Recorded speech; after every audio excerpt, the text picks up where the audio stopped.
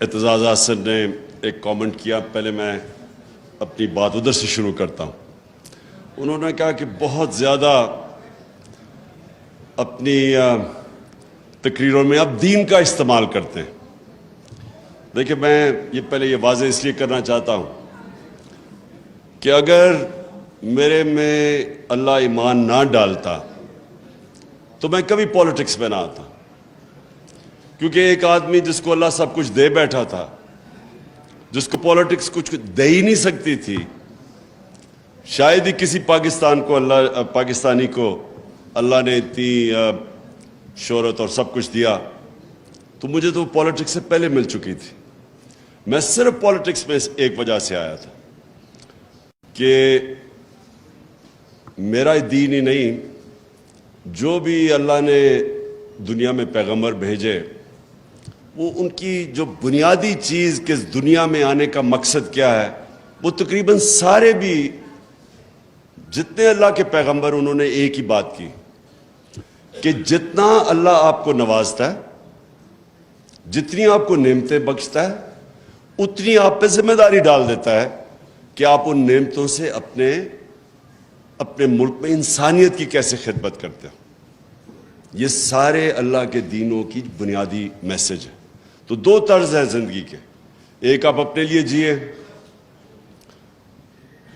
اور آسان زندگی ہے وہ، اور میرے لیے بڑی آسان زندگی تھی، اور ایک دوسرا ہے کہ آپ ذمہ داری بحیثیت انسان اپنی ذمہ داری اٹھائیں اور کوشش کریں کہ اپنے معاشرے کے اندر لوگوں کی زندگی بہتر کریں۔ تو یہ دو مختلف،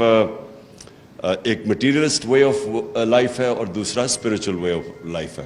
تو میں تو اس لیے آیا تھا پولیٹکس میں، اور میں نے جب آیا تو اس سے کافی دیر پہلے اسٹڈی کیا کہ وہ جو ہمارے نبی صلی اللہ علیہ وسلم کا دور تھا مدینہ میں، تو وہ کیا چیزیں تھیں جو انہوں نے، وہ کیوں اللہ ہمیں کہتا ہے کہ اس نبی کے راستے پہ چلو، ان کی سنت پہ چلو، ان کی شریعہ پہ چلو، کیوں کہتا ہے اللہ؟ تو وہ میں نے آنے سے پہلے ہی اس نتیجے پہ پہنچ چکا تھا کہ اللہ ہماری بہتری کے لیے کہتا ہے۔ سارا جو قرآن میں اللہ کا جو اللہ کے جتنے بھی احکامات ہیں وہ ہماری بہتری کے لیے ہیں، کیونکہ اللہ تو بے نیاز ہے، اس کو تو خود کفیل ہے، اس کو تو ہم کوئی فائدہ نہیں اور نقصان پہنچا سکتے۔ تو ساری چیزیں قرآن کے اندر انسان کی بہتری کے لیے ہیں۔ آپ اس راستے پہ چلیں گے جو آپ نماز میں کہتے ہیں کہ اللہ ان کے راستے پہ چلا، جن کو نعمتیں بخشی، ان کے نہیں جو دوسرے راستے پہ چلے گئے، وہ ہماری بہتری کے لیے ہے۔ میں کبھی کسی کے دین کے اوپر کامنٹ نہیں کرتا، کیا وہ ایتھیسٹ ہے، کیا وہ دینی ہے،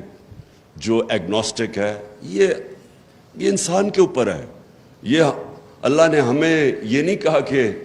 صرف ان سے بات کرو جو کہ صرف ایمان والے ہیں۔